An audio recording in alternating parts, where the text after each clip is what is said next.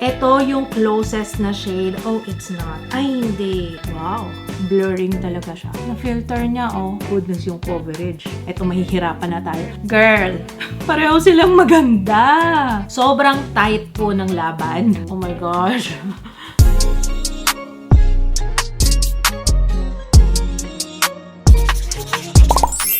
Hello everyone! Welcome back sa ating channel. So today, meron tayong dalawang ita-test out kasi hindi ko na review to, yung Blur Base at saka yung Enigma. So might as well, i-side by side natin kung alin yung mas okay. So today, wala naman ako masyadong ganap. Nasa bahay lang ako actually. Gusto ko lang magmaganda.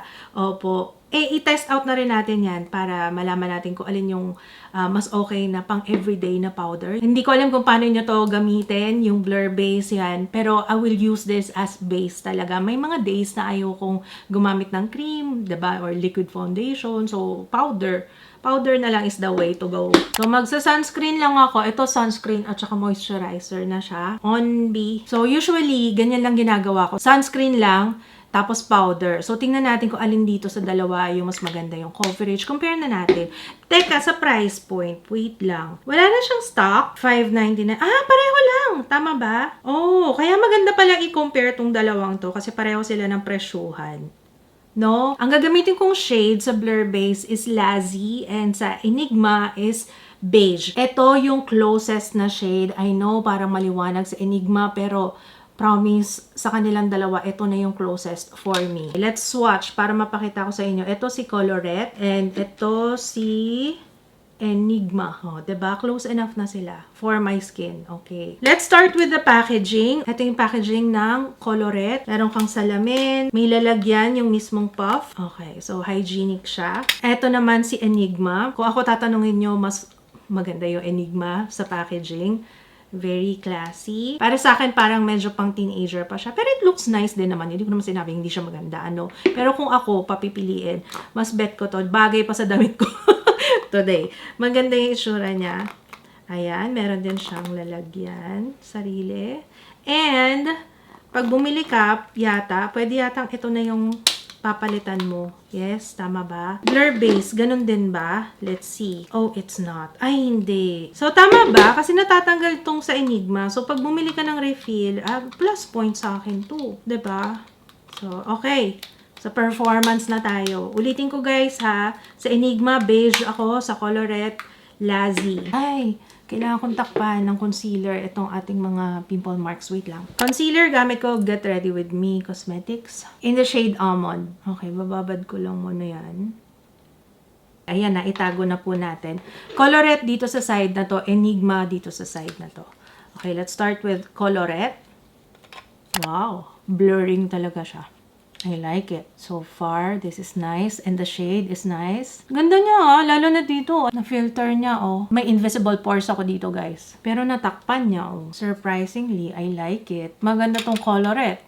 Usually nagpa-powder ako kapag ako kunwaring mabilisan lang na lakad, ganyan. Tapos nagmamadali ako. Powder, okay na. Enigma naman, on this side, mas malaki yung puff ng Enigma. And oh my goodness, yung coverage. Grabe. Ang ganda ng coverage nito Natakpan yung veins Dito nakikita ko pa yung veins. Pero parang mas filtered yung itsura Nako, eto mahihirapan na tayo. Parang mas filtered yung itsura nitong Colorette. Sa Enigma, maganda yung coverage niya. Oo. Kaya, mukhang filtered din siya. So, lamang ng coverage si Enigma. Compare natin, guys, ha. Colorette, Enigma. Honestly, mas maganda yung shade nito sa akin. Mas mukhang natural, pero ang ganda ng coverage. Mas akma siya sa skin tone ko. Itong beige. So far, panalo sa packaging, panalo sa itsura on my face, panalo sa shades, Enigma. Pero sa blurring, panalo si Colorette. Okay, look is done. Girl, pareho silang maganda. Pero mas bet ko talaga yung shade nito ng Enigma. Kung ako tatanungin na, mas bet ko yung shade ng Enigma. Pero equally, they're nice. Pero mas lamang sa Enigma, no? Kasi maganda yung packaging. And parehong price to, guys, ha? $599. Okay. Blur Base Enigma Powder Foundation. What can you say? Sa totoo lang sa ngayon, hindi ako makapagdesisyon kung alin ang mas okay. Pero ang ganda, no? Imagine, powder lang yan, ha? Powder foundation lang yan. Magkakaalaman tayo sa wear test. So, babalik ako mamaya. I-wear test natin to. Kumusta siya the entire day on our face. Diba? Ano yun, te? Ganda-gandahan. Sorry na ina-admire ko lang yung aking... nakabili na ako ng wig. Nakabili na ako ng glue sa wig. Kaya, yes. Mas aasarin ko yung mga nabubwisit sa akin, nagpakalbo, at nagwiwig ako. Bakit ba? Magta-touch up lang ako, guys, nung nasa noo. So, let's start with Colorette. Para makita rin natin, kasi parang oily, no? O ganyan na talaga yung noo ko. Feeling ko ganyan na talaga yung noo ko, eh. Ayan, sa Colorette. Next, Enigma. Yun lang, natatanggal. Yun lang. Baka hindi nag-snap kanina pagkabalik ko. Parang ayaw niya nang mabalik. Yun. Wait lang, dahan-dahanin lang natin. Baka makita ang chismis. Makintab pa ba ang noo? Nahihirapan ako mag-decide. Pareho silang maganda talaga eh. Ang ganda ng blur base. In fairness, talagang parang filtered. Enigma, okay din naman yung shade. Mas mukhang natural to. Ang ganda ng shade talaga. The best talaga yung shade sa akin. Okay, babalik ako mamaya for our final thoughts. Natapos tayo mag-makeup kanina around 12:30. It's now 1:35. Ako'y kumikinang-kinang na no, sa kintab. 6 na oras na yung lumipas. Ito na yung aking face. Alam nyo, sa ngayon, tinitingnan ko yung face ko. We have a winner. Sobrang tight po ng laban. Sobra. Oil control. Let's blot. Dito na talaga magkakaalaman eh. 2 blotting paper yung gagamitin ko para ma-compare natin side by side. Kung alin yung mas maraming oil, ha? Kung alin yung mas maganda ang oil control. Okay. Dito muna tayo sa noo. Okay. Ito yung Colorette. Ito yung Enigma. Mas marami si Colorette. Sa cheeks naman tayo. Okay? Kuha tayong iba para mas accurate. Dito naman. Parang alam na natin kasi may dumikit na eh. Ay naku, umabot na sa ilong. Paabutin na natin sa ilong tayo siya. Oh my gosh.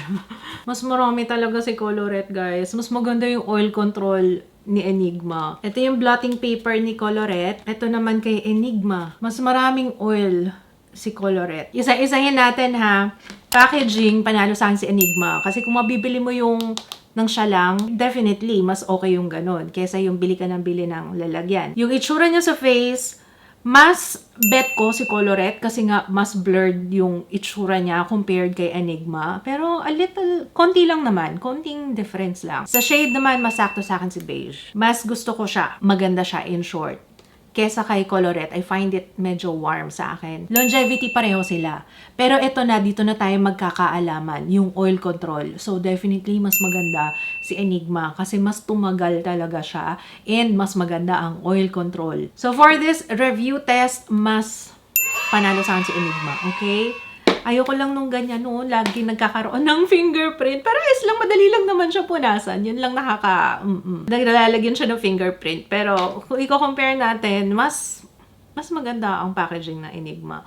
So, for me, for this particular product, mas maganda si Enigma. Pareho sila ng price point eh. Kaya magandang i-review sila side by side. Ay, hindi ko naman sinabi na ligwak na talaga to. So, kung i-compare ko yung dalawa, mas go with Enigma. So, ayun lang. Blur base is okay din naman siya. Maganda ang itsura. Pero, yeah. Based dun sa mga factors kanina, mas gugustuhin ko sa Enigma. So, ayun lang naman. Let me know your thoughts. Let me know kung ano yung nagustuhan nyo sa Colorette, kung bakit mas gusto nyo yung blur base, kung nasubukan nyo na rin yung Enigma. Pero for me, yun yung aking initial thoughts.